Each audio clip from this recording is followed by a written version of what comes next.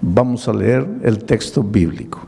El texto bíblico dice así: Pablo, prisionero de Jesucristo, y el hermano Timoteo, al amado Filemón, colaborador nuestro, y a la amada hermana Apia, y a Arquipo, nuestro compañero de milicia, y a la iglesia que está en tu casa. Gracia y paz a vosotros, de Dios nuestro Padre y del Señor Jesucristo. Ahora tú puedes leer el texto y preguntar así: ¿qué mensaje Dios tiene para mí? Por ejemplo, si tu hijo está en las drogas, ¿cómo te ayuda este texto a resolver ese problema? Si tu matrimonio está hecho pedazos, ¿cómo te ayuda este texto a resolver tu problema? Si estás desempleado, ¿de qué manera este texto te ayuda? Si vives peleando con tu patrón o con tu empleado, con tu vecino, ¿de qué manera este texto te ayuda? Si estás prisionero de un vicio, ¿cómo este texto te va a ayudar a quedarte libre de ese hábito? Esto es lo que hay que entender. Y ese es el trabajo del predicador. Y es por eso que el predicador, antes de venir a predicar una hora, tiene que estar horas y horas y días y semanas analizando el texto y estudiando y tratando de entender y pidiéndole a Dios iluminación. Pero aquí hay un mensaje poderoso para ti. Vamos a comenzar diciendo así: Pablo, prisionero de Jesucristo. En la mayor parte de sus epístolas, de sus cartas, Pablo se identifica como apóstol de Jesucristo, apóstol de Jesucristo, apóstol de Jesucristo. Esta carta es la única carta donde él se presenta como prisionero de Jesucristo. ¿Qué piensan ustedes? ¿Por qué lo hace? Porque justamente va a hablar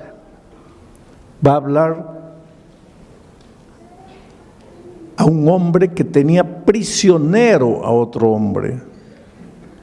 En esta carta Pablo va a hablar de libertad, pero antes de hablar de libertad necesita hablar de esclavitud, de prisión. Cuando Pablo dice, Pablo, prisionero de Jesucristo, estaba preso en Roma, pero no se llama él prisionero de Jesucristo porque estaba preso en Roma. Él se dice prisionero de Jesucristo, no prisionero por Jesucristo. Estaba preso por causa de Jesucristo. Pero ese no es problema. El sufrimiento que viene a tu vida por causa de Jesucristo, ese no es problema. Lo que él quiere destacar es que él es prisionero de Jesucristo. Y es prisionero del amor, por el amor. Una cosa es ser prisionero de la fuerza, por la fuerza. Y otra cosa es ser prisionero del amor, por el amor. En los tiempos de Pablo había en el Imperio Romano y en todo el territorio que el Imperio Romano dominaba, había 5 millones de esclavos, por lo menos. ¿Cuántos habitantes tiene Sydney? Australia tiene 20 millones. Sydney no debe tener más de 5 millones. O sea, todos los habitantes de Sydney y más era la cantidad de prisioneros que había en los territorios que dominaba el Imperio Romano. Mucho esclavo. Ahora, tú sabes que el esclavo no tiene voluntad propia. Porque el esclavo no puede ir a donde quiere, el esclavo no puede hacer lo que quiere, el esclavo no puede estudiar, el esclavo no puede comprar, el esclavo no puede vender, porque el esclavo no es dueño de nada, el esclavo no se pertenece a su señor, a su patrón. En esos tiempos habían patrones que compraban esclavos jóvenes solo para que ellos procreasen 15, 18, 20 hijos. ¿Para qué? Para vender a los esclavitos, porque ellos, los esclavos, no eran dueños ni de sus propios cuerpos, ni de sus hijos. El esclavo no tenía vida. En el fondo, al terminar la serie de estudios de Filemón, tú te vas a dar cuenta que todos nosotros somos esclavos. Esclavos del pecado, esclavos de las circunstancias, esclavos de hábitos, esclavos de nuestro carácter, esclavos del dinero, esclavos de los placeres, esclavos, en el fondo, todos esclavos de un enemigo que quiere destruirte, que quiere verte infeliz, que quiere arruinarte. En los tiempos de Pablo había unos hombres ricos llamados mecenas. Después, más adelante, los mecenas fueron conocidos como hombres ricos que ayudaban a artistas, a pintores, a escritores, a músicos. Pero originalmente el mecenas era un hombre rico que tenía un gran corazón, que veía cómo los patrones esclavizaban y masacraban y hacían sufrir a su esclavo.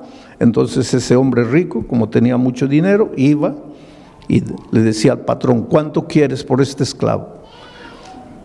$10,000. Muy bien, aquí están tus $10,000, dame al esclavo. Entonces se lo llevaba al esclavo a su tierra, a su casa. Y cuando llegaba aquí le decía: mira, te he comprado, pero ahora estás libre.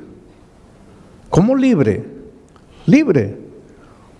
Pero no has pagado $10,000. Sí, pero no he pagado $10,000 para esclavizarte.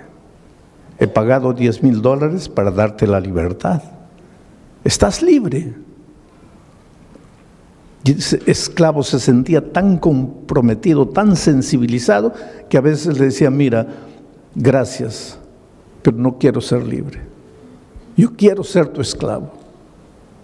Y entonces el mecenas le decía: está bien, si quieres puedes quedarte en casa. Sí, pero te voy a servir. Está bien, si quieres puedes servirme, pero recuerda que lo vas a hacer por amor, no por la fuerza. Allá eras esclavo por la fuerza. Aquí, si tú quieres, puedes seguir siendo esclavo, mas ahora vas a ser esclavo por amor. Me sirves no por obligación, me sirves porque quieres, me sirves porque me amas, me sirves por gratitud, no por obligación. Entonces, en este mundo, querido, tú tienes que escoger: o ser esclavo del enemigo de las almas por la fuerza, o ser esclavo de Jesucristo por amor. Por eso Pablo se identifica aquí como esclavo de Jesucristo por amor. Y ahora tú te preguntas: pero pastor, ¿no es la misma cosa? No, no es la misma cosa. Cuando tú le entregas la vida a Jesucristo, es porque te enamoras de Él. Porque entiendes que un día tú estabas aquí en la miseria, oprimido. Queridos, esto aquí no es vida. Esto aquí no es vida. Eres esclavo de cosas, de detalles. El enemigo te tiene aquí masacrado. Por eso Pablo, en su epístola a los Colosenses, le llama a esto el reino de la muerte. Tú te escapas del Señor Jesucristo, vienes para esta tierra pensando que vas a ser libre y te entregas al reino de la muerte. Aquí no eres feliz. Aquí tu hogar se destruye. ¿Por qué? Porque tú mismo estás destruido por dentro. Y Jesucristo viene, ingresa al reino de la muerte y te compra, no con oro ni con plata, no te compra por $10,000, te compra con su sangre preciosa. Y te lleva al territorio de la vida y te dice: hijo, ya pagué el precio, ya no necesitas vivir sufriendo como antes, estás libre. Y ahora tú amas al Señor Jesucristo y le dices: Señor, está bien, estoy libre, pero te voy a servir, pero te voy a servir por amor. Vamos a seguir analizando el texto. Dice Pablo, prisionero de Jesucristo. Y el hermano Timoteo, que ayudaba como secretario a Pablo, escribe al amado Filemón, colaborador nuestro, al amado Filemón. No era amado de Pablo, aunque Pablo lo amaba. En el fondo, Filemón era amado del Señor Jesucristo, amado de Dios. Y esta es otra de las cosas que tienes que entender. Tú eres amado de Dios, tú eres precioso para Dios. En todos estos años de pastor, para mí, la cosa más difícil ha sido hacerle entender al ser humano que es amado de Dios. Te voy a decir una cosa, Dios te ama, te ama, te ama de una manera que tú jamás vas a entender. Dios te ama. La gente dice así, pero pastor, ¿cómo Dios puede amarme si yo soy malo? Dios te ama. Si eres bueno, te ama. Si eres malo, te ama. Si aceptas la palabra de Dios, te ama. Si la rechazas, te ama. Si te portas bien, te ama. Si te portas mal, te ama. Hay dos cosas que necesitas colocar en tu mente. No hay nada que puedas hacer para que Dios te ame, porque Dios ya te ama sin que hagas nada. Y hay otra verdad. No hay nada que puedas hacer para que Dios deje de amarte, porque hagas lo que hagas, Dios siempre te va a amar. El otro día un viejito, un ancianito, me dice, pastor, no diga eso. ¿Por qué? Porque si usted dice eso, los pecadores van a decir, pues si Dios me ama, entonces ¿para qué me preocupo? Ya Dios me ama. Quiere decir que yo tengo que adaptar lo que Dios dice a mi manera de pensar. No puedo.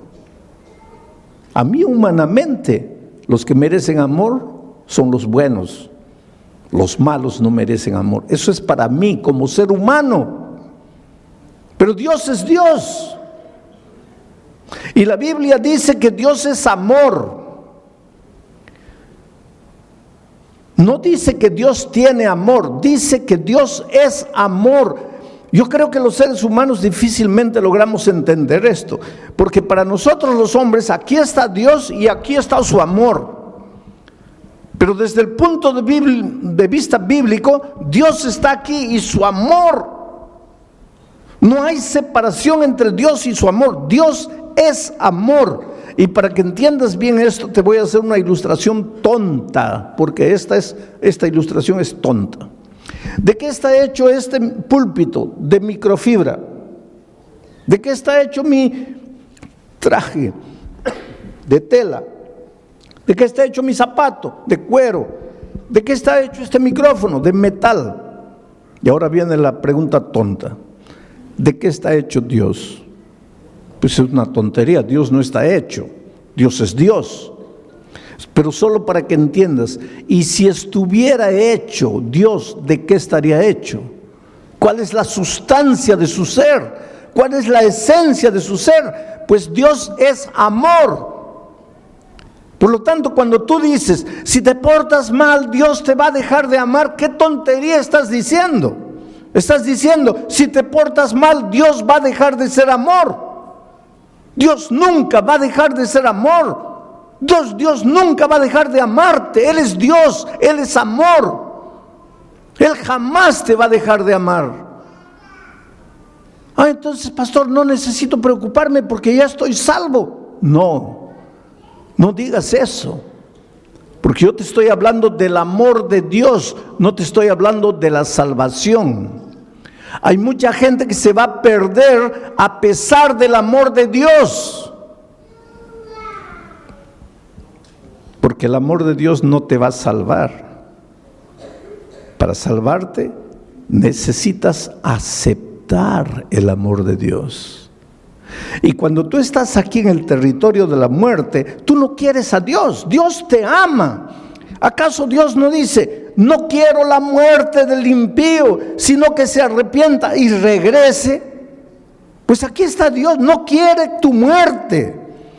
Pero si tú estás en el territorio de la muerte y no aceptas a Dios, pues te vas a morir. No porque Dios dejó de amarte, sino a pesar de que Dios te ama. Querido, nunca te preguntes, ¿dónde está Dios cuando el dolor llega a tu vida? Porque Dios está siempre en el mismo lugar.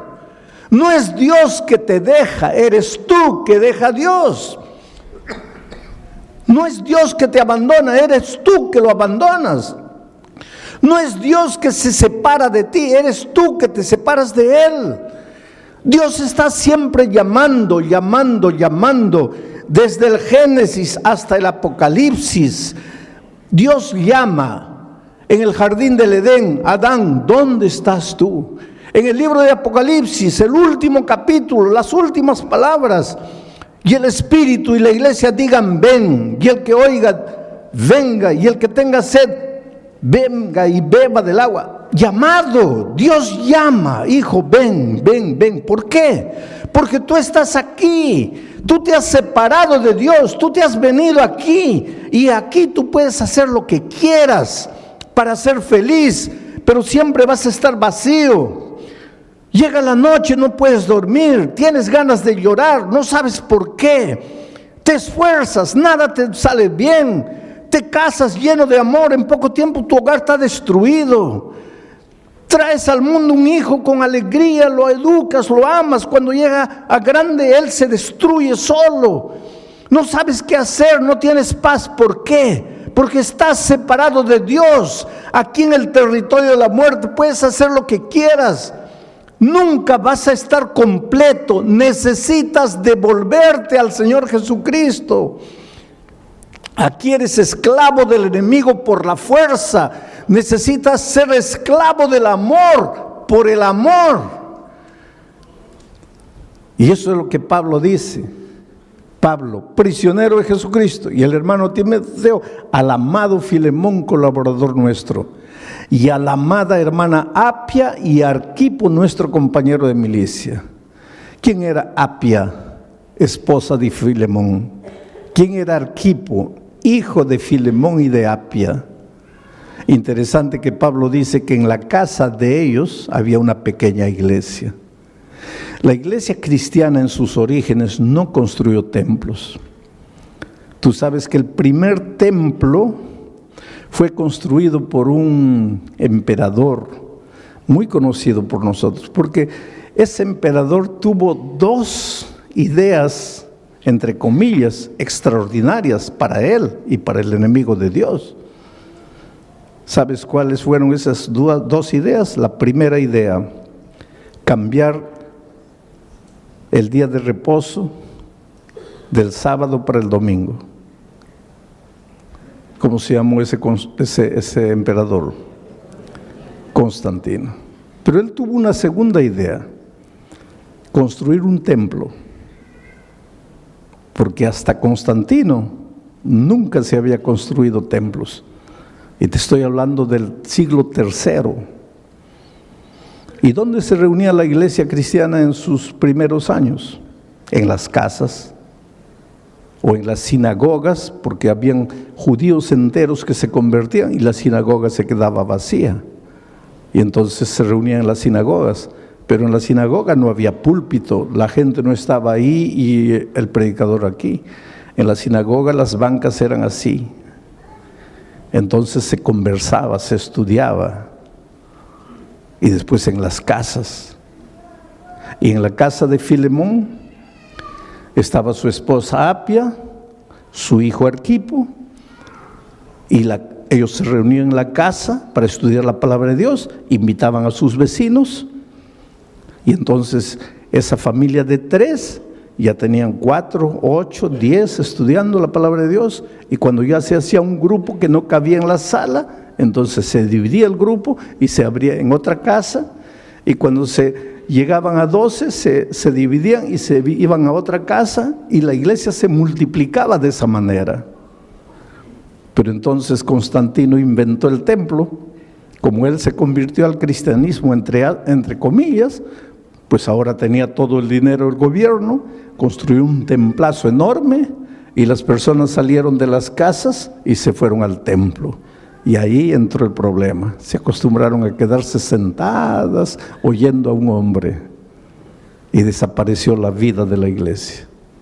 Si tú quieres devolverle vida a la iglesia, no digo ahora que no nos reunamos como cuerpo todos en un templo, pero la vida de la iglesia tiene que estar en las casas, en los grupos pequeños en las casas. Esto es bíblico. Y en los lugares donde la iglesia ha vuelto a vivir en las casas, la iglesia crece espiritualmente y se multiplica, porque es más fácil para el vecino caminar 10 pasos a la casa del vecino que caminar 15 kilómetros hasta el templo. Entonces la vida está en las casas. Era así que la iglesia se multiplicaba en los primeros años. Pero mi mensaje esta noche está en el último versículo. Gracia y paz a vosotros, de Dios nuestro Padre y del Señor Jesucristo. Esa no es una simple manera de saludar, gracia y paz. Allí está la esencia de la vida cristiana. Porque para ser feliz en la vida, para ser próspero, necesitas primero paz. Un hombre que no tiene paz, una mujer que no tiene paz, no puede ser vencedor. Si tú te preguntas, pastor, ¿por qué nada me da resultado en la vida? Yo te respondo en el nombre de Jesucristo, no tienes paz en tu corazón. Y la paz no es resultado de tratamiento psicológico, no es resultado del análisis, del psicoanálisis. La paz es resultado de la gracia. Si tú aceptas la gracia de Jesucristo, el resultado va a ser la paz. Pero quiero explicarte esto. El ser humano es como un triángulo. Tiene un lado mental, emocional. Aquí, este lado, mental, emocional. ¿Por qué coloco en el mismo lado la mente y las emociones? Porque nosotros somos interesantes. Yo te amo con todo mi corazón. Nadie ama con el corazón. El corazón es un órgano del cuerpo que solo tiene una función. Su función no es amar. Su única función es bombear sangre. Nadie ama con el corazón, se ama con la cabeza. Pero poéticamente es, te amo con todo mi corazón. Tu pobre corazón está bombeando sangre, no está ni preocupado en amar. Quien ama es tu cabeza. Una persona odia con la cabeza. Una persona peca comenzando con su cabeza. Una persona se resiente con su cabeza. De aquí nacen las emociones. Por eso todos los seres humanos tienen un lado mental, emocional. Tienen un lado físico. Tienes hambre, tienes sueño, te cansas, tienes un lado físico, un cuerpo. Y tienes un lado espiritual. Todas las personas tienen este lado espiritual. La felicidad en la vida, si quieres ser feliz, es simple. Este triángulo tiene que estar perfecto. Cuando este triángulo se desregula, eso se llama infelicidad. Cuando este triángulo se va para aquí o se va para allá, cuando este triángulo se deforma, allí surge el desorden humano. Por eso, para ser plenamente feliz, el triángulo tiene que estar perfecto, así. La base de ese triángulo es esto, el lado espiritual. El lado espiritual es lo que le da sustentación al triángulo. Cuando tu lado espiritual va bien, tu lado emocional, mental va bien y tu lado físico va bien. Pero la base es el lado espiritual. Esto se llama paz. Estás en paz cuando estás en armonía, cuando el triángulo está perfecto. Todos los seres humanos tenemos un lado mental, emocional, un lado físico y un lado espiritual, quieras o no quieras. El otro día yo viajaba de San Pablo a Brasilia y a mi lado estaba sentado un periodista brasileño famoso por ser un gran periodista y famoso por ser ateo, y él no esconde el hecho de que sea ateo.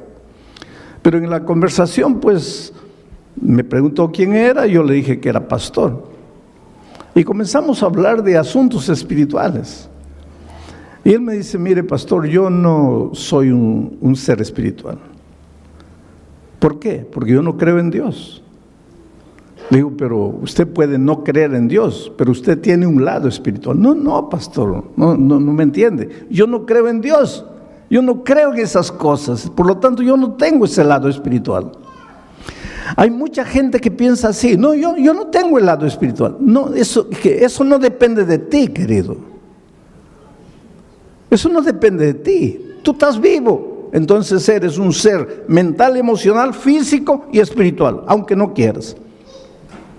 Por ejemplo, si tú me dices, pastor, yo no tengo el lado físico, yo no tengo hambre. Está bien, puedes decir, pero vas a tener hambre. No, yo no creo en el hambre. Está bien, puedes no creer, pero vas a tener hambre. Pero pastor, yo puedo escribir un libro diciendo que el hambre no existe, pero cuando llega la hora de comer, vas a tener que comer, porque eso no depende de ti. No eres tú. Dios te ha hecho así. Tú odias, tú amas, porque tienes un lado espiritual. Tú tienes hambre, tú te cansas, tú duermes porque tienes un lado físico, no depende de ti. Y tú tienes un lado espiritual, no depende de ti, lo tienes. ¿Sabes cuál es la tragedia del ser humano? Que hace todo para desarrollar su lado mental, emocional. Hace todo para desarrollar su lado físico, pero no hace nada para desarrollar su lado espiritual. Y sin embargo es el lado espiritual que sustenta la unidad de su ser. Entonces por eso es que el ser humano en este lado le va bien, tiene un título doctoral, tiene buen empleo, pues hace psicoanálisis, pero algo le falta. En este lado pues hace ejercicio, se cuida, se alimenta bien, pero algo le falta. Y se pregunta, pero ¿por qué no soy feliz? Pero es que te está faltando el lado espiritual. Y para que sientas que está bien esto, tienes que devolverte al que te creó. Porque hay una cosa, tú viniste de las manos de Dios, por lo menos. Yo espero que tú creas que viniste de las manos de Dios, y si esta noche estás aquí es porque crees que has venido de las manos de Dios. Si no viniste de las manos de Dios, solo puedes ser fruto de la evolución. Hay mucha gente que cree que el ser humano es fruto de la evolución. Si eres fruto de la evolución, entonces eres fruto del acaso. Eres una coincidencia. Y si eres fruto del acaso, tú no sabes de dónde vienes y no sabes a dónde vas y no sabes por qué viniste al mundo. Yo prefiero creer que vengo de un Dios de amor, que tiene un plan para mí, y que si las cosas no están andando bien en mi vida es porque no he descubierto ese plan. ¿Dónde está ese plan? En la palabra de Dios. El otro día alguien me dice, pero pastor, yo no quiero estudiar la Biblia porque no quiero cambiar de religión. Hay mucha gente que piensa que hay que estudiar la Biblia para cambiar de religión. La Biblia no tiene nada que ver con religión. La Biblia tiene que ver con la vida, con tu vida. Por eso Pablo, cuando empieza su carta, dice, te deseo paz, pero nunca vas a tener paz si primero no tienes gracia? ¿Qué cosa es gracia? Viene de la palabra gratis. No tienes que hacer nada para salvarte. No tienes que comprar la paz. No tienes que comprar el sueño. No tienes que comprar el amor. Tú no eres salvo porque merece. Nadie merece. Todos estamos destituidos de la gloria de Dios. Todos hemos pecado. Tú necesitas gracia. Tú necesitas ser amado. Tú necesitas devolverte. Tú necesitas reconocer que lejos de Jesús nunca serás feliz. Por eso estas 4 noches te voy a mostrar tu necesidad de Jesucristo. Pastor, ¿esto que acabo de predicar funciona? Claro que funciona. Y te voy a mostrar ahora con una historia de la vida real cómo esto funciona. Yo estaba predicando hace algunos años atrás en la ciudad de Santa Cruz de la Sierra, en Bolivia. ¿Hay algún boliviano aquí? Bueno, ahí hay una señora boliviana, qué bueno. ¿No es de Santa Cruz de la Sierra? No, muy bien. Yo estaba predicando en Santa Cruz de la Sierra. Ahora en el mes de septiembre vuelvo a Santa Cruz de la Sierra, vuelvo a Bolivia para predicar 4 noches, una en La Paz, otra en Oruro, otra en Cochabamba y otra en Santa Cruz. Pero yo estaba predicando en Santa Cruz en un estadio así cubierto para unas 5,000 personas. Y pues todas las noches cuando yo termino de predicar hago un llamado, pido a las personas, ¿cuántos quieren aceptar a Jesucristo y venir aquí adelante? Esta noche también voy a hacer una invitación, más adelante, ahorita no. Pero ¿por qué digo que las personas se levanten y vengan? Por un simple motivo. Yo no soy simplemente un expositor de un tema, yo soy un pastor, yo soy un predicador. Y mi misión no es solo exponerte un tema y decirte que Dios te bendiga. Mi misión es llamarte, traerte a Jesucristo. Es hacer que tú le abras el corazón a Jesús. Y es por eso que al final de mi mensaje siempre digo, ¿cuántos quieren levantarse y venir y entregar la vida a Jesucristo? Y eso es lo que hice allá en Santa Cruz de la Sierra. Y la primera persona que se levantó fue un borracho, un ebrio. Pero no era un ebrio porque hay un ebrio que se puede controlar. Este pobrecito estaba acabado por la vida y vino por el corredor así todo tambaleándose. Y pues lógicamente que la gente comenzó a reír porque seguramente pensaba, ese pobre hombre no sabe ni entiende lo que está haciendo. Y el pobrecito vino aquí y se paró aquí y ni podía estar firme, aquí también estaba todo así. Y lloraba. Y pues tampoco eso es raro porque los borrachos lloran por todo, ¿no? Entonces estaba ahí llorando. Pero lo que me llamó atención es que era un andrajoso, ropa sucia. Se notaba que esa ropa no salía de su cuerpo hace meses. Todo mugriento. Cabello largo, sucio.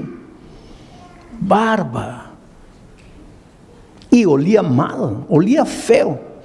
Porque después de él, mucha gente comenzó a venir. Pero cuando llegaban cerca de él, así con discreción se retiraban un poco distante, porque no podían aguantar el olor de ese hombre. Horrible. Pero ahí estaba él. Bueno, terminó esa noche. La siguiente noche dije así: los que anoche se han levantado, ya no se levanten hoy, porque anoche ya se levantaron. Hoy día yo quiero que se levanten solo los que no estuvieron anoche. A ver, ¿quién es la primera persona que se va a levantar? ¿Y quién aparece ahí atrás? El borracho nuevo. Y llega aquí. Y pues la gente ahora sí se largó a reír porque dijo, ahí está la prueba de que no entiende nada. Porque si el pastor dijo que los de anoche ya no se levantan y él vuelve a levantarse, pues está borracho. La tercera noche, pregunto, ¿quién es la primera persona? Y yo pensé, ¿el borracho va a aparecer? No apareció. La otra noche no apareció, bueno, pensé ya no vino más. Pero la última noche hice otra invitación. Dije, mire, todas las noches les he llamado para que ustedes se levanten y vengan y le entreguen la vida a Jesucristo. Pero esta noche quiero invitarles, ¿cuántos quieren bautizarse? Y la primera persona que se levantó fue un hombre, camisa blanca, pantalón jeans, y traía una Biblia en la mano, y venía así. Y llegó aquí al frente. Se notaba que estaba bien peinadito porque se había echado bastante gel en la cabeza, su cabello estaba duro. Y aquí al frente con su Biblia así lloraba y lloraba y lloraba. Mucha gente vino esa noche. Y yo le dije, espera, yo te conozco a ti.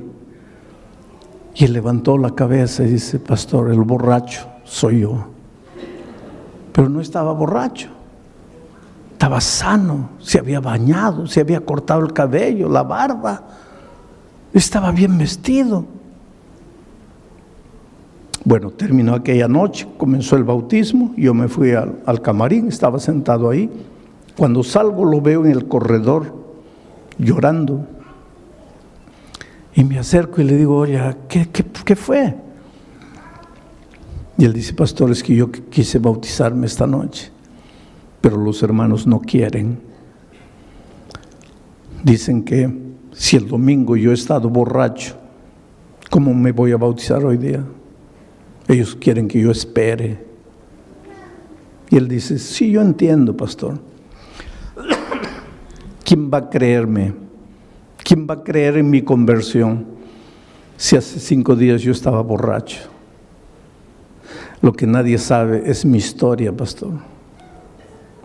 ¿Qué historia? Me dice, pastor, yo tenía 20 años, 21 años. Era un ingeniero bien empleado en una de las mejores empresas mineras de mi país. Una carrera profesional brillante. Me casé con otra niña de 20 años. Nos fuimos de miel. Y cuando regresábamos, yo dormité en el tránsito, en el volante. El carro salió, caí a un abismo. Mi esposa murió y yo salí vivo.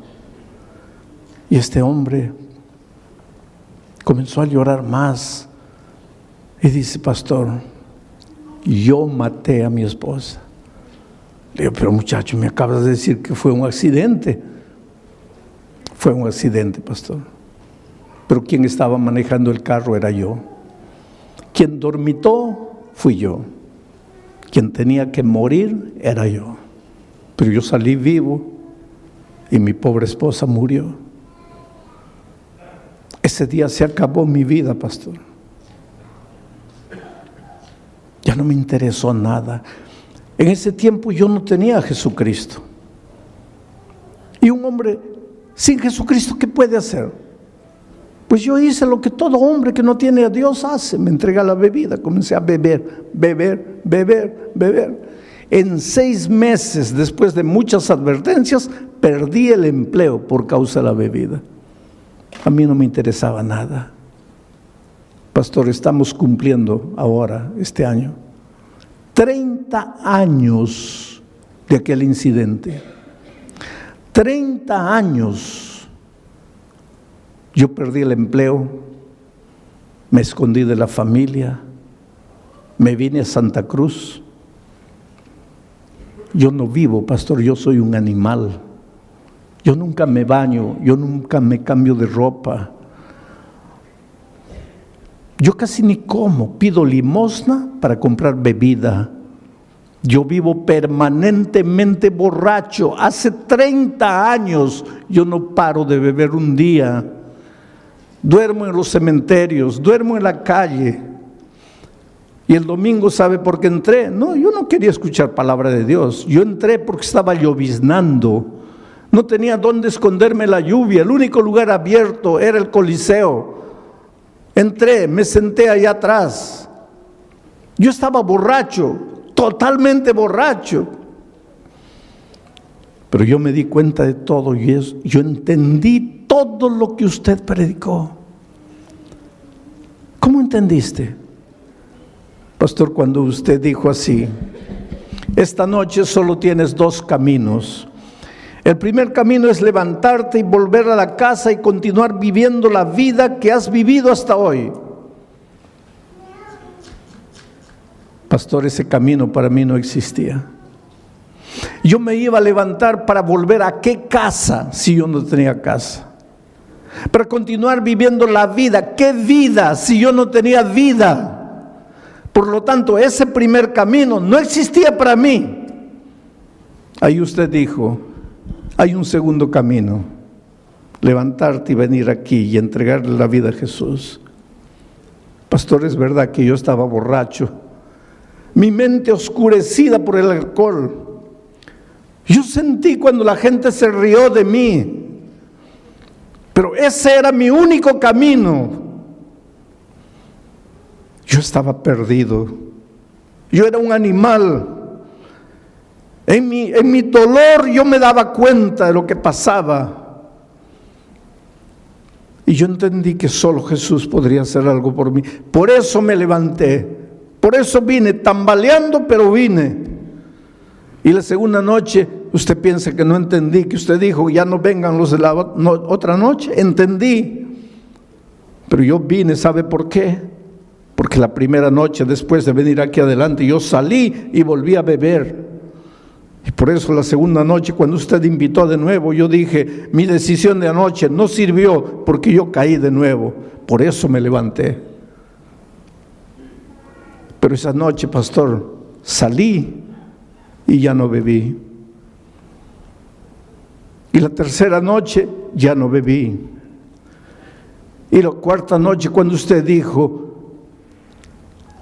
Dios te ama, yo levanté los ojos al cielo y pregunté, ¿cómo Dios puede amarme? ¿Quién soy yo para que me ame? Yo no valgo nada, yo soy basura. ¿Cómo puede Dios amarme? Pero creí en el amor de Dios. Y vine la siguiente noche, y vine la otra noche.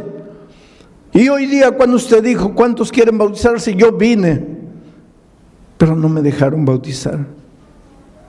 Y había un hombre que estaba ahí, escuchando todo, y vino y lo abrazó y le dice, hermano, perdóname.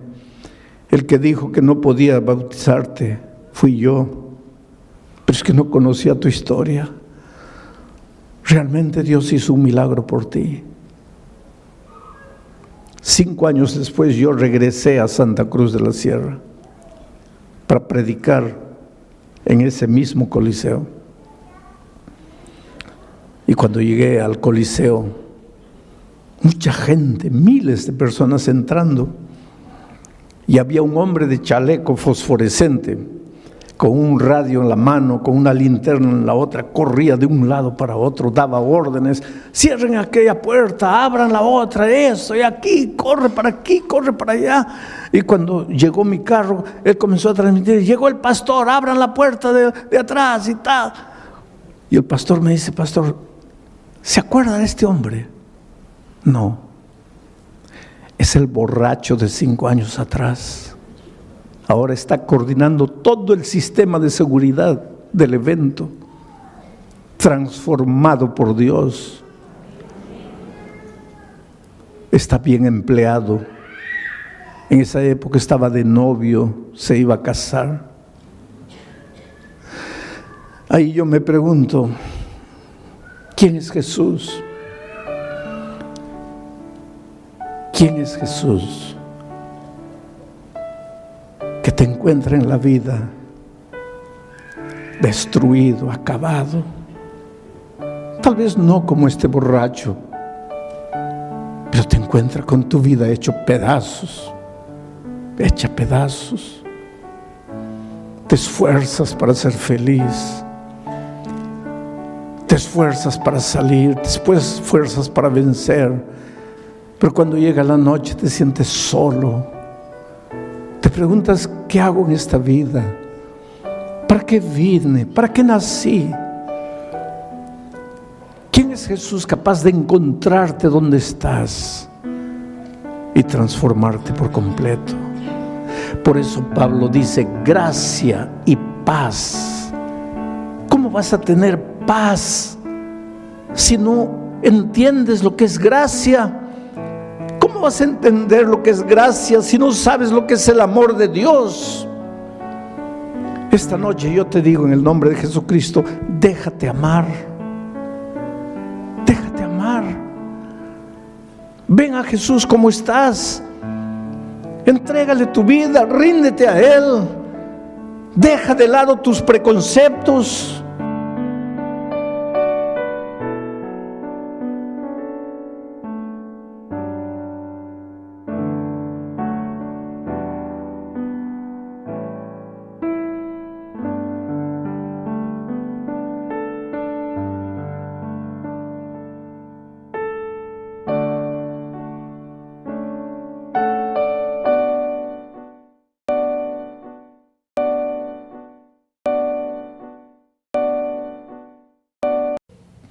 Vamos al texto bíblico de esta noche, Colosenses capítulo 1, versículos 10 y 11.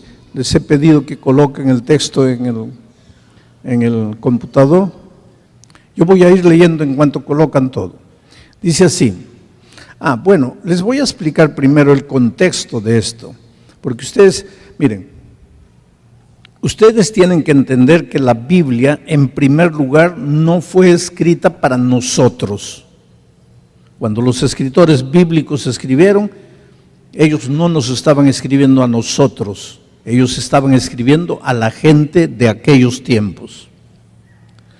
Pero claro que el mensaje nos sirve hoy, pero para entender el mensaje correctamente, primero hay que entender quién escribió, por qué escribió, a quién escribió, en qué circunstancias escribió. Y eso nos ayuda a entender el mensaje de una manera correcta para nosotros hoy. Entonces, ¿quién escribió la epístola a los Colosenses? El apóstol Pablo. ¿Cuándo escribió? Cuando estaba preso en Roma. Pablo estuvo 2 veces preso. En la primera vez que estuvo preso, escribió 3 cartas en la prisión. La epístola a los Filipenses, la epístola a los Efesios y la epístola a los Colosenses. Él las escribió desde la prisión la primera vez que estuvo preso. Después, ya antes de morir, volvió a estar preso, ambas veces en Roma. Y ya antes de morir, siguió escribiendo, pero escribió esas 2 epístolas a Timoteo, las escribió en su segunda prisión. En la primera escribió la epístola a los Colosenses. Pero para que entiendas, Pablo no fundó la iglesia de Colosas. Colosenses les decían a los que habían nacido, crecido y vivido en la ciudad de Colosas, así como a los que nacen, crecen y viven en Buenos Aires, les dicen bonaerenses. Así como a los que nacen, crecen y viven en Lima, les dicen los limeños. Así como los que nacen, crecen y viven en México, les dicen mexicanos. Si Pablo hubiera escrito una carta para la iglesia en México, tendríamos la epístola a los mexicanos. Y si Pablo le hubiera escrito 2 cartas a los mexicanos, tendríamos en la Biblia primera a los mexicanos, segunda a los mexicanos. Así como tenemos primera a los corintios, segunda a los corintios. Pero Pablo no fundó la iglesia en Colosas. Quien fundó la iglesia en Colosas fue un hombre llamado Epafrodito. Un nombre interesante, ¿no? Epafrodito. El otro día una señora me dice: pastor, estoy embarazada, voy a dar a luz y quiero ponerle a mi hijito un nombre bíblico. Pues ahí está, Epafrodito. Yo no sé si al niño le va a gustar cuando crezca. Epafrodito. Era tan largo el nombre y tan difícil que le pusieron un short name. Y su short name era Epafras. Epafras. Cuando tú en la Biblia encuentras Epafrodito, es Epafras. Y cuando encuentras Epafras, es Epafrodito. Es la misma persona, no son dos personas diferentes. Epafras, Epafrodito, era el anciano de la iglesia de Colosas. Y un sábado él reunió a la iglesia y dijo: hermanos, mañana estoy viajando a Roma.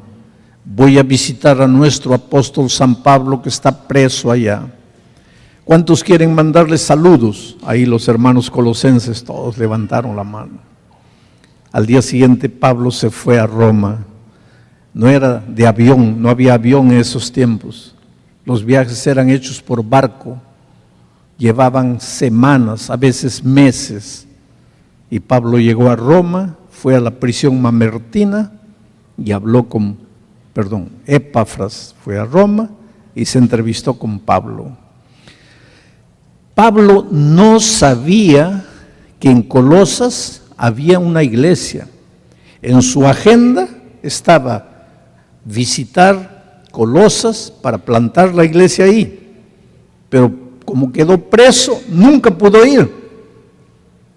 Entonces, cuando Epafras llegó y le dijo que le traía los saludos de los hermanos de Colosas, lógicamente Pablo preguntó: ¿qué? ¿En Colosas hay iglesia? Sí, yo soy el anciano.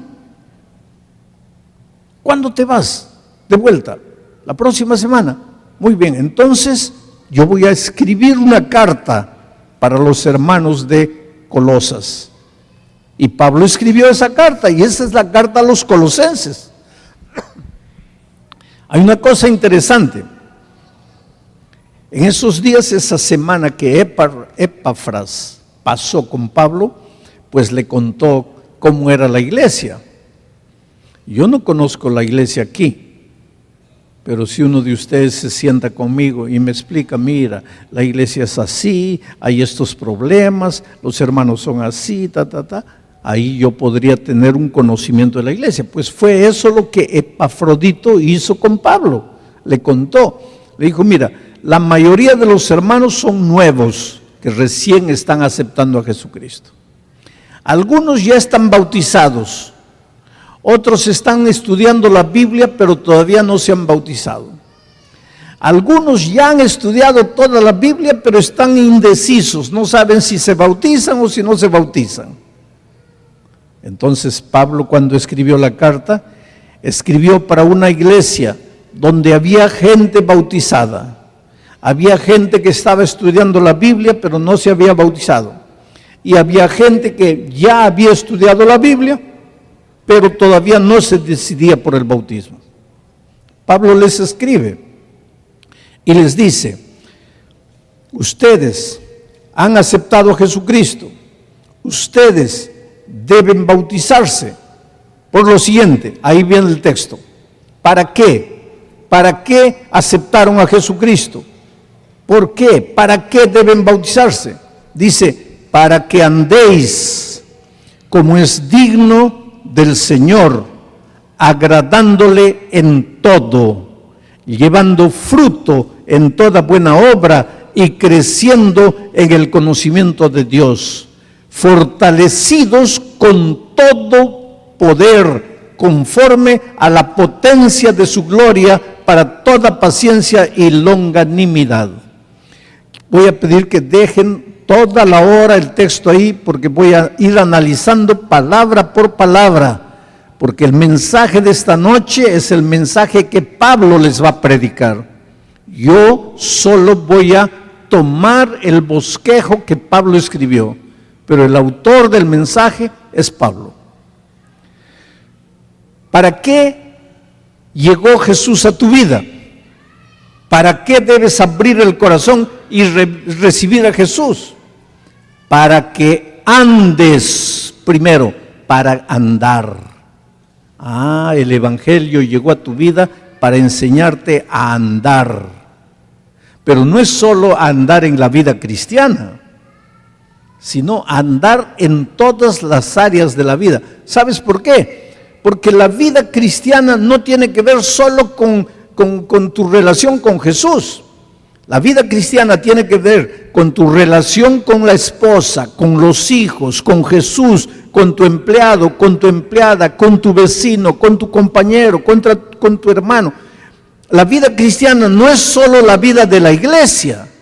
La vida cristiana envuelve todas las actividades de la vida. Y cuando Pablo dice, el evangelio ha llegado a tu vida para que andes, no está hablando solo de andar en la iglesia, andar en la vida cristiana, sino andar en todas las áreas de la vida. Pero dice así, ha llegado a tu vida el evangelio para que andes como es digno del Señor. No para que andes de cualquier manera, sino para que andes como es digno del Señor. ¿Y cómo es andar como es digno del Señor? Agradándole en todo. ¿Y cómo se le agrada a Dios en todo? Cuando llevas fruto en toda buena obra y cuando creces en el conocimiento de Dios. Vamos a analizar punto por punto esto. El evangelio llega a tu vida para que andes. Hay dos verbos interesantes. Dice, para que andes y para que crezcas, creciendo en el conocimiento de Dios. Andar, crecer. Dos verbos. Es interesante que estos dos verbos están relacionados. Bueno, el evangelio llega a tu vida ¿para qué? El evangelio llega a tu vida para que andes. ¿Qué cosa es andar? Andar es hacer esto que estoy haciendo. Estoy andando. ¿Qué cosa es andar? Un paso atrás de otro. Yo estoy aquí y me fijo un algo, un blanco. Mi blanco es la silla. Yo quiero llegar a la silla. La única manera de llegar a la silla es andar. Ahora, si yo hago esto, ¿qué estoy haciendo? Por favor, no digas, pastor, está andando para atrás. No, no existe andar para atrás. Nadie anda para atrás. El verbo andar es solo para adelante. Para atrás nadie anda. Si estás dando pasos para atrás, no estás andando. Ahí el verbo es otro. ¿Cuál es el verbo? Retroceder. Pero Pablo dice, el evangelio llega a tu vida para que andes. No para que te quedes parado. No para que te quedes estacionado. No para que te quedes en la mitad del camino lamentándote porque la vida es dura. El evangelio llega a tu vida para enseñarte a andar, a avanzar, a llegar a la realización de tus sueños. Hay gente que me dice, pastor, yo no sé qué pasa en mi vida, yo trabajo mucho, yo me esfuerzo, yo lucho, pero nada da resultado, parece que mi vida está estacionada. Yo te hago una pregunta esta noche y quiero que te la respondas tú mismo a la luz de la palabra de Dios. Tu vida está estacionada en cualquier área de la vida, en la vida matrimonial, en la relación con las personas, en la vida profesional, en la vida financiera. Tu vida está estacionada. Entonces, Pablo dice, el evangelio llega a tu vida para que andes. Y si tu vida no está andando, ¿por qué no está andando? Respóndeme la pregunta, a la luz de la palabra de Dios. ¿Por qué no está andando tu vida? ¿Por qué? Porque no has recibido el evangelio. Porque si hubieras recibido el evangelio llega a tu vida para hacerte andar. Ahora, yo te estoy predicando lo que yo imagino. Es Dios que te está hablando. Y su palabra dice así, hijo, a veces me da pena, me da tristeza, me da dolor verte siempre en el mismo lugar, lamentándote que porque no hablo inglés, que porque no tengo documento, que porque esto, que porque aquello. ¿Cómo puedo hacerte entender, hijo, que tu vida está estacionada no porque tienes mala suerte? ¿Cómo puedo hacerte entender que tu vida está estacionada porque tú todavía no has recibido el Evangelio en tu vida. Porque si hubieras recibido el Evangelio en tu vida, el Evangelio llega a la vida para que andes. ¿Y por qué no estás andando? Porque el Evangelio llega a tu corazón, pero no entra. ¿Y por qué no entra? Porque tienes que abrir la puerta. Y si tú no abres la puerta, el Evangelio llega y cae y no entra. Y si no entra, estás estacionado en la vida. Vas a morir estacionado. Y no porque tienes mala suerte, sino porque no abres el corazón al Evangelio.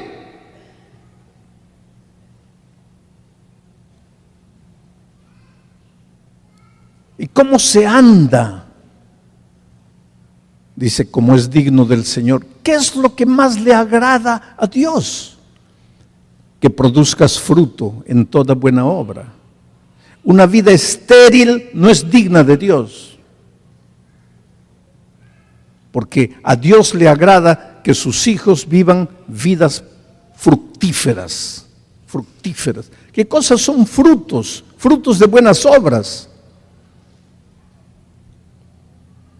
¿Cuáles son los frutos del Espíritu Santo? Gozo, paz, mansedumbre. Mansedumbre, mira, mansedumbre. Ahora viene ahí la promesa, dice así: para que andéis como es digno del Señor, agradándole en todo, llevando fruto en toda buena obra. Una de esas buenas obras es la mansedumbre, la paciencia, y creciendo en el conocimiento de Dios.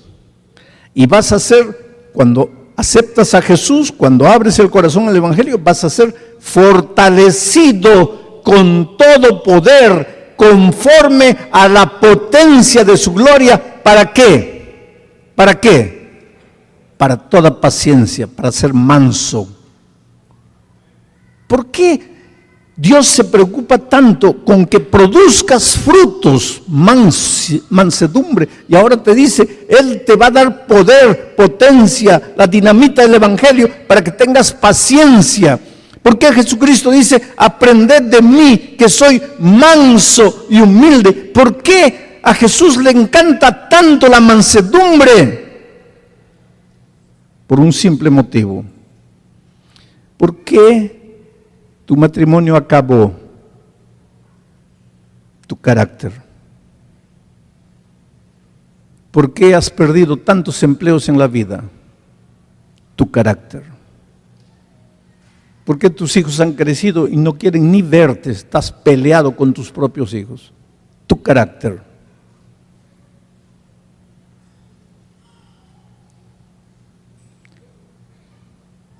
La mayoría de los problemas tienen raíz en el carácter.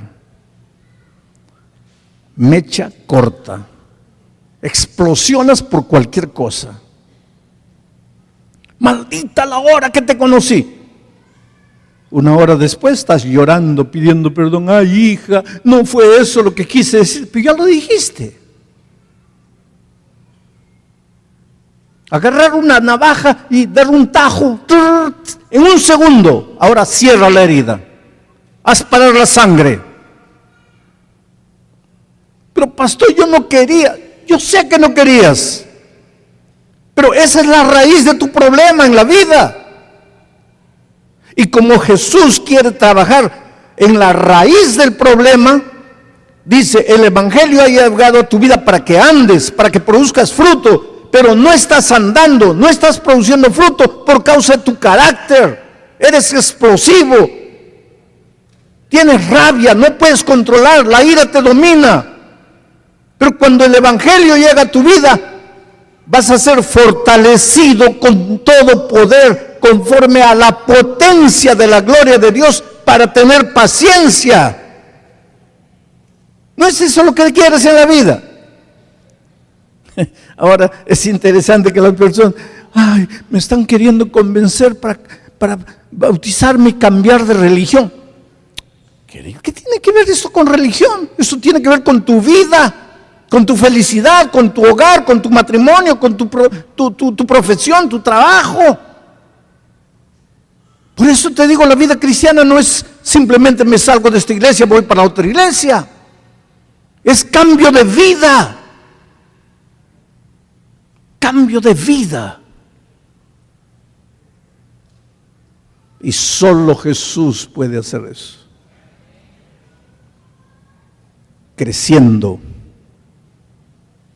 Si tú quieres andar, producir frutos, si quieres tener paciencia, tienes que crecer en el conocimiento de Dios. Crecer en el conocimiento de Dios. Porque el primer paso, mira, en este andar, ¿cuál es el sueño? Tu sueño es comprar una casa. Tu sueño es que tus hijos lleguen a ser grandes y todos amando a Dios con todo su corazón, prósperos financieramente. ¿Cuál es tu sueño? Tu sueño es llegar allá, envejecer con salud, con felicidad, con paz en tu corazón. Ese es tu sueño. Muy bien, vas a tener que dar el primer paso. El Evangelio llega a tu vida para enseñarte a dar el primer paso. Primer paso. ¿Cuál es? De acuerdo a eso, ¿cuál es el primer paso? El conocimiento de Dios. Primer paso. Es interesante que las personas quieren crecer, pero no se acuerdan de Dios para nada. Entonces, pues no hay crecimiento. Porque el primer paso, si quieres crecer, es olvídate de cualquier cosa, pero dale el primer lugar a Dios. Y ese concepto bíblico está desde el primer versículo de la Biblia, Génesis 1:1, ¿qué dice? En el principio Dios creó los cielos y la tierra.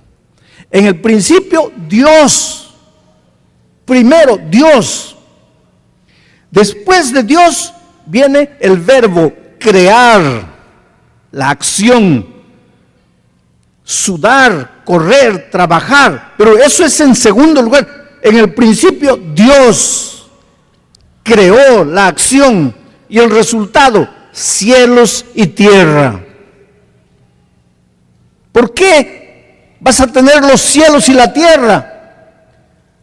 Porque colocaste en el principio a Dios. ¿Sabes cuál es la tragedia de la humanidad en nuestros días? Todos quieren cielos y tierra, pero nadie coloca a Dios en el principio. Has hecho bien esta noche al dejar cualquier actividad en tu casa y venir a escuchar la palabra de Dios, porque el primer paso para realizar tus sueños, el primer paso para crecer, el primer paso para andar es conocer a Dios. Y solo lo puedes conocer a la luz de la palabra de Dios. Y cuando Jesús vino a esta tierra en su primer sermón, enseñó el mismo concepto cuando dijo: mas buscad primeramente el reino de Dios, primero Dios, y todo lo demás, ¿qué dice? Será acrecentado. ¿Por qué hasta aquí tu vida ha estado estacionada? ¿Por qué hasta aquí tus sueños nunca se han realizado? Porque has corrido atrás de tus sueños, pero no has colocado a Dios en el primer lugar. Entrégale tu vida a Jesús para que veas lo que va a pasar en tu vida. Ríndete a Él para que veas lo que sucede. Yo he visto gente derrotada en la vida, que ha creído en la palabra de Dios y se ha levantado adelante, se ha ido adelante y le he dicho: Señor, te entrego mi vida. Yo solo estoy perdido, yo solo estoy fracasado, yo no tengo fuerzas. Pero tú puedes hacer por mí lo que yo no puedo. ¿Y qué es lo que hace? Cuando abres el corazón, Jesús viene, entra a tu corazón. A partir de ahí, tu vida va a crecer. A partir de ahí vas a andar. Pero es el Señor Jesús que te va a enseñar eso. Hace muchos años atrás yo estaba predicando en Bolivia, en Santa Cruz de la Sierra. como todas las noches, al terminar el mensaje dije, ¿cuántos quieren aceptar a Jesucristo? Levántense y vengan aquí adelante. Y un borrachito se levantó, pero estaba borracho, así, ebrio completamente, porque no andaba, sí, andaba todo, de tal manera que toda la gente se reía. Pero él vino aquí, se puso adelante, comenzó a llorar. Y bueno, eso tampoco es raro, porque los borrachos lloran de todo, ¿no? Estaba ahí llorando. Barba grande, cabello largo. Se notaba que no se cambiaba de ropa, una inmundicia.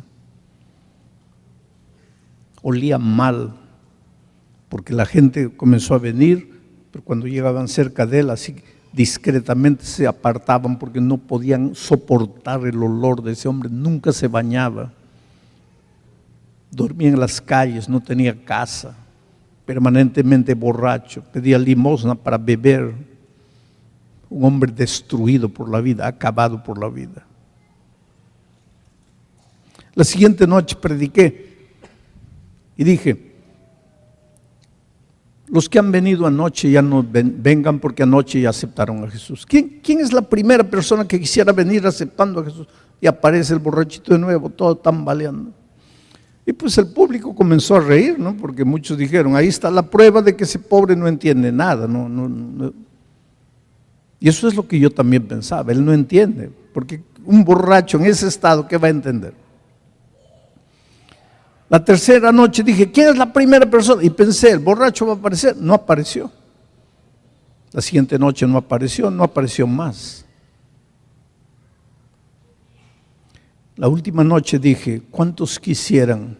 Porque toda la semana los he invitado a venir aceptando a Jesucristo, pero esta noche quiero invitarlos a bautizarse.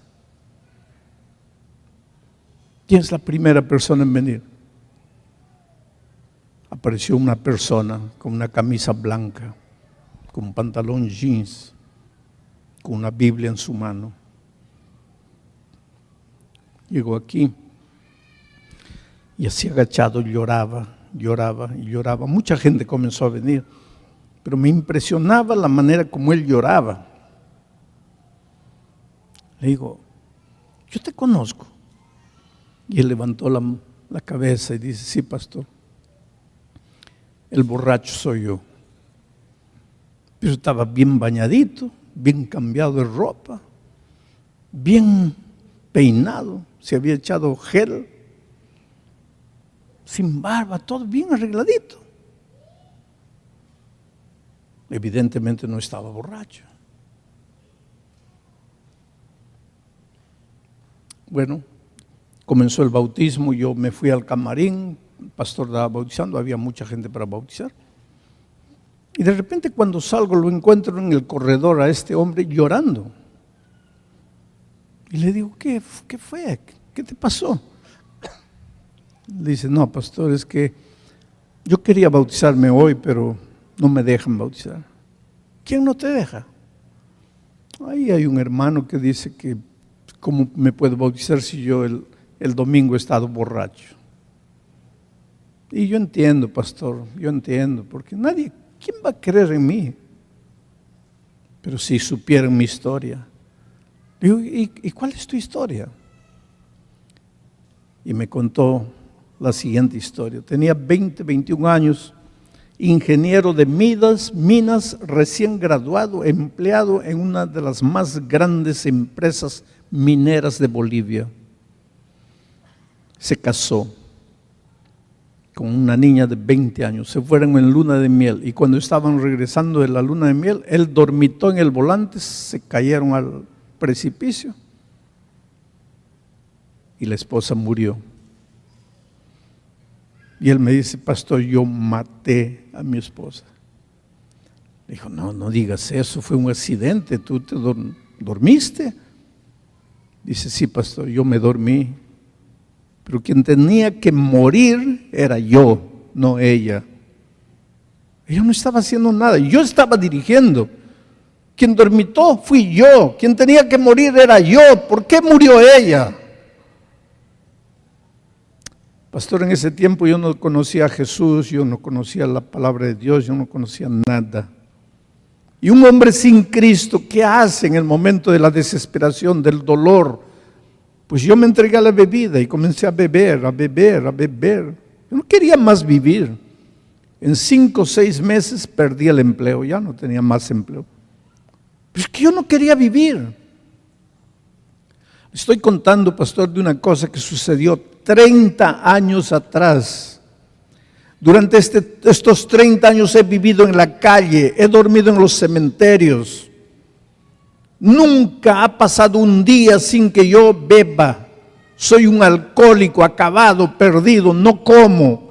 El poco dinero que consigo con limosna lo uso para beber, nunca me baño. Y el primer día que yo entré aquí no fue porque tenía interés en el Evangelio. Yo entré porque estaba lloviznando afuera y el único lugar para guarecerme la lluvia era el Coliseo. Entré. Usted puede pensar que yo no entendía porque estaba borracho. Sí, es verdad, estaba borracho. Mi mente oscurecida por el alcohol. Pero yo le entendí todo lo que usted dijo. Cuando usted dijo así: esta noche te voy a invitar a que te levantes y vengas aquí adelante y le entregues la vida a Jesús. Y usted dijo así: solo tienes 2 caminos. El primer camino es levantarte y volver a tu casa y continuar viviendo la vida que has vivido hasta aquí. Y el segundo camino es levantarte y venir aquí adelante y entregar la vida a Jesús. Pastor, usted estaba equivocado. Yo no tenía 2 caminos. Ese primer camino, levantarme e ir a mi casa para continuar viviendo la vida. Pastor, ¿qué casa? ¿A qué casa iba a volver yo? Para continuar viviendo la vida. ¿Qué vida, pastor? ¿Qué vida yo había vivido? Ese primer camino para mí no existía. Para mí solo había un camino: entregarme a Jesús. Y por eso me entregué. Y usted debe pensar por qué me levanté la segunda noche. ¿Usted cree que no entendí cuando usted dijo: los que se han levantado anoche no vengan? Yo le entendí. Pero ¿sabe por qué me levanté? Porque la primera noche, después de la reunión, yo salí y bebí de nuevo. Entonces a la noche siguiente yo dije: mi decisión de anoche ya no sirve porque he vuelto a beber. Por eso me levanté. Pero esa noche ya no bebí. Y la otra noche no bebí. Y la otra noche no bebí. Pastor, hoy día estoy completando, después de 30 años, hoy día estoy completando 5 días sin beber una gota de alcohol después de 30 años. Pastor, ese es un milagro. Y había un hermano que estaba en el corredor y vino y lo abrazó. Y llorando le dijo: hermano, perdóname, porque el que dijo que no te podías bautizar era yo. Pero es que no conocía tu historia. Y lo bautizaron. 5 años después yo volví a Santa Cruz a predicar en el mismo Coliseo. Interesante que en septiembre estoy volviendo a Santa Cruz a predicar en el mismo Coliseo. Pero 5 años después volví, el pastor me recogió en el hotel y cuando llegamos al Coliseo vi un hombre que corría de aquí para allá, tenía un walkie-talkie en la mano, un chaleco fosforescente, corriendo de aquí para allá, dando órdenes, coordinando 200 recepcionistas en las puertas del Coliseo. Cierra allá, abre aquí, eso aquí. El pastor llegó. Y el pastor me dice: ¿te acuerdas de ese hombre ahí? No. Pues es el borracho que se levantó la primera noche hace 5 años cuando estuviste aquí. Es ese hombre. Ese hombre está empleado, está de novio, transformado, líder en la iglesia y coordinando esta noche todo el equipo de recepción de 200 hombres.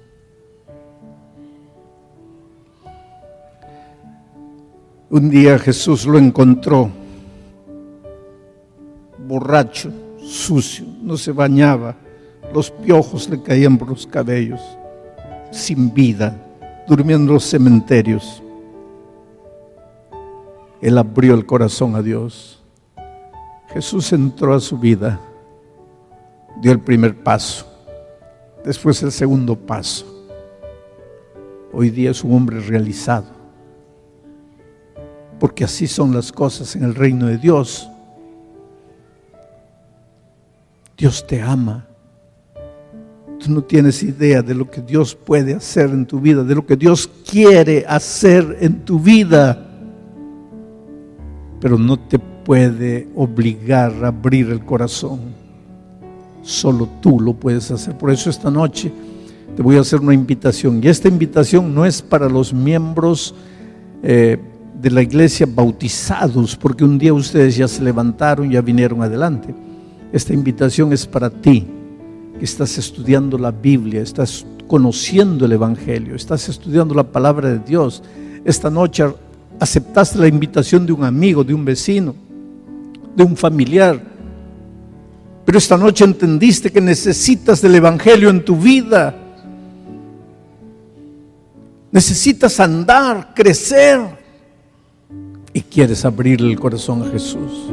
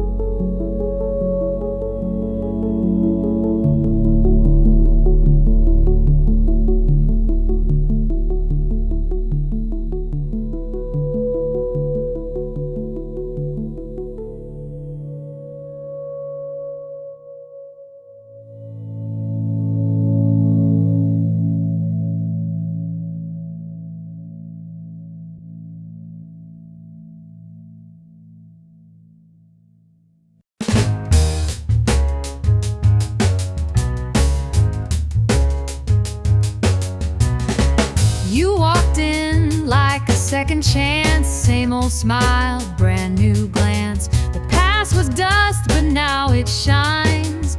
You and me, redrawn in time. This time around, I won't let go. I've learned the rhythm, I found the flow. No misbeat, no lost sound. Love feels right this time around.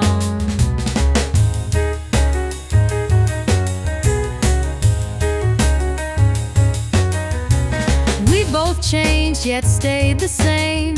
Two old souls in a sweeter frame. No more games, no need to guess. Just one yes and nothing less. This time around I won't let go. I've learned the rhythm, I found the flow. No misbeat, no lost sound. Love feels right this time around.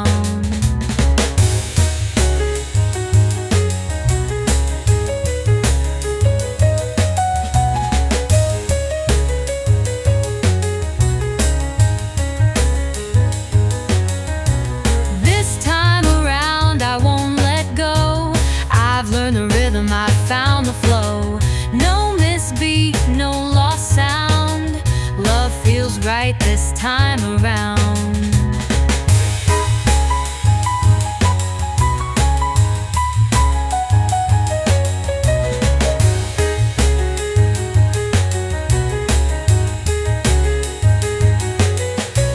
This time around I won't let go. I've learned the rhythm, I found the flow. No misbeat, no lost sound. Love feels right this time around.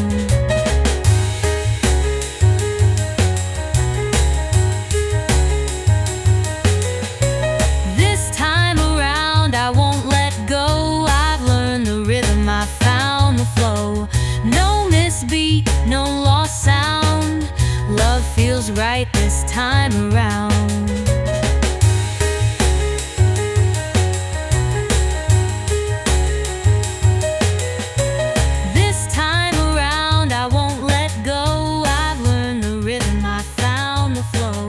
No misbeat, no lost sound.